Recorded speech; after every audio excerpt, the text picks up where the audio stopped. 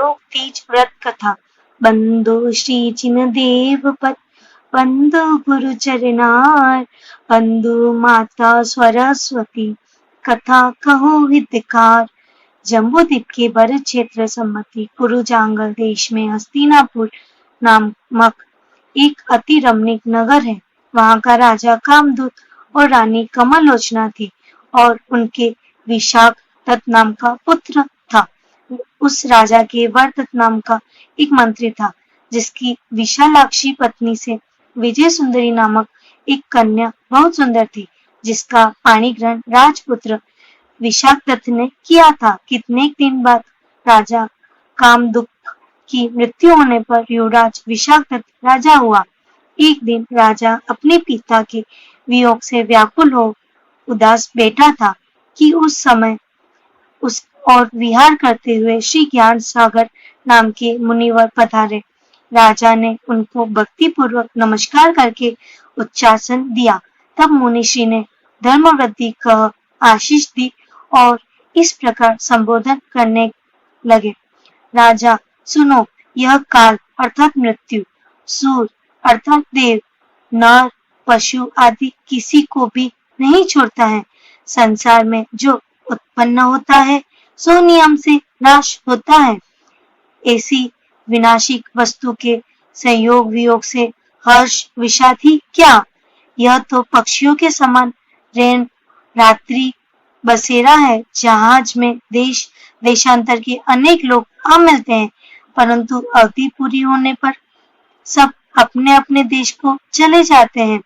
इसी प्रकार ये जीव एक कुल, वंश, परिवार में अनेक गतियों से आकर एकत्रित होते हैं और अपनी अपनी आयु पूर्ण कर संचित कर्मानुसार यथा योग्य गतियों में चले जाते हैं। किसी यह सामर्थ्य नहीं कि क्षण मात्र की आयु बढ़ा सके। यदि ऐसा होता तो बड़े बड़े तीर्थंकर, चक्रवर्ती आदि पुरुषों को क्यों कोई मरने देता। मृत्यु से यद्यपि वियोग जनित दुख अवश्य ही मोह के वश मालूम होता है, तथापि उपकार भी बहुत होते हैं। यदि मृत्यु नहीं होती तो रोगी रोग से मुक्त न होता, संसारी कभी सिद्ध न हो सकता, जो जिस दशा में होता उसी में रह जाता। इसीलिए यह मृत्यु उपकारी भी है, ऐसा समझकर शोक तजो। इस शोक से आर्त ध्यान से अशुभ कर्मों का बंध होता है, जिससे अनेकों जन्मांतरों तक रोना पड़ता है। रोना बहुत दुखदायी है। मुनि के उपदेश से राजा को कुछ धैर्य बंधा। वे शोक तजकर प्रजा पालन में तत्पर हुए और मुनिराज भी विहार कर गए। एक दिन रानी ने संयमभूषण आजिका के दर्शन करके पूछा, माताजी, मेरे योग्य कोई व्रत बताइए जिससे मेरी चिंता दूर होवे और जन्म सुधरे। तब आजिका जी ने कहा, तुम त्रैलोक्य तीज व्रत करो। भादो सुदी तीज को उपवास करके 24 तीर्थंकर के 72 कोठे का मंडल मानकर 30 24 पूजा विधान करो और तीनों काल 108 जाप।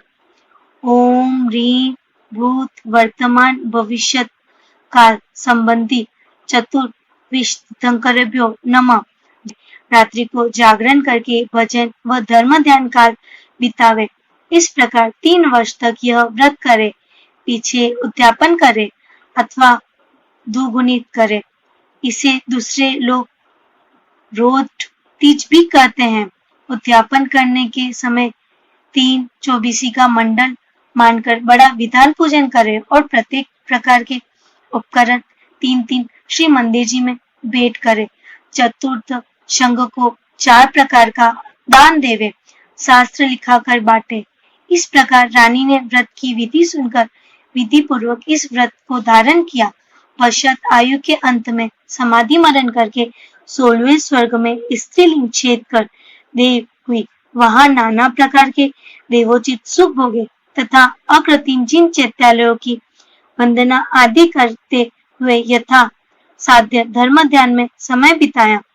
पश्चात वहां से चलकर मगध देश के कंचनपुर नगर में राजा पिंगल और रानी कमल लोचना के सुमंगल नाम का अति रूपवान तथा गुणवान पुत्र हुआ। सो वाह! राजपुत्र एक दिन अपने मित्रों सहित वन क्रीड़ा को गया था कि वहां पर परम दिगंबर मुनि को देखकर उसे मोह उत्पन्न हो गया। सो मुनि की वंदना करके पाद निकट बैठा और पूछने लगा, हे प्रभु, आपको देखकर मुझे मोह क्यों उत्पन्न हुआ?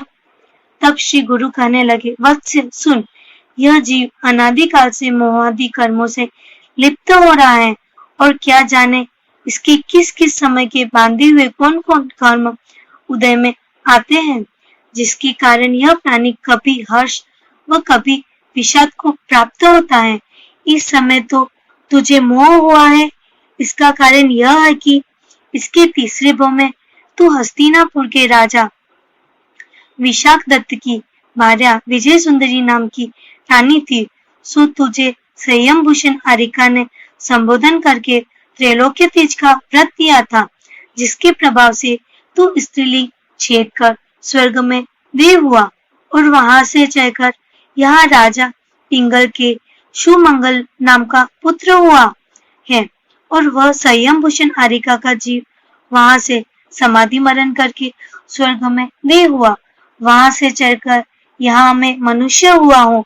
सो कोई कारण पाकर दीक्षा लेकर विहार करता हुआ यहाँ आया हूँ, इसलिए तुझे पूर्व स्नेह के कारण यह मोह हुआ है।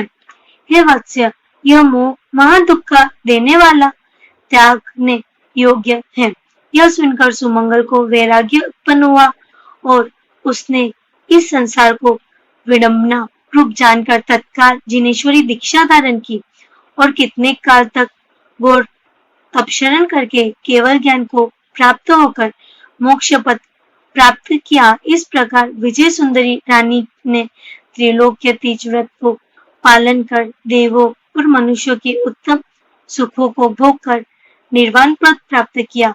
सो यदि और जो भी भव्य जीव श्रद्धा सहित यह व्रत पाले तो वे भी ऐसी उत्तम गति को प्राप्त होंगे।